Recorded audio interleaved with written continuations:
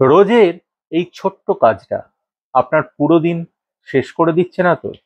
সকালে অ্যালার্ম বন্ধ করে আবার ঘুমানো, অফিসে দীর্ঘ সময় ধরে চেয়ারে বসে থাকা, রাত্রে ঘুমোতে যাওয়ার আগে ঘন্টার পর ঘন্টা মোবাইল স্ক্রল করা। অ্যাকচুয়ালি মাল্টিটাস্কিং এর নামে আমরা জীবনটাকে স্মল করে ফেলছি না তো?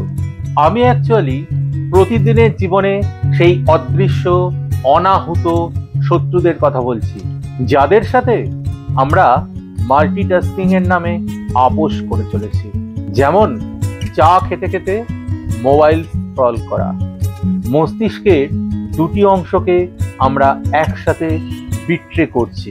মিটিংয়ে বসে শপিং সাইটের ওয়েবসাইট চেক করা, বসের চোখকে ফাঁকি দেওয়া এবং তার সাথে ব্যাংক ব্যালেন্স দুটোকেই কিন্তু আমরা ঝুঁকির মুখে ফেলছি।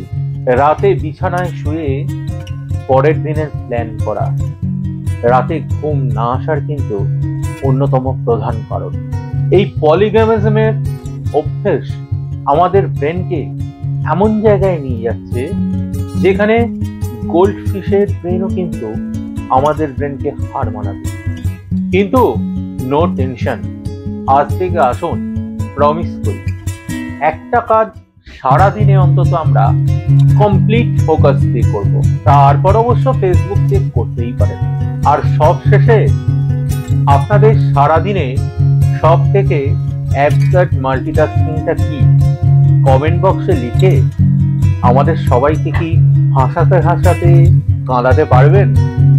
দেখা যাক।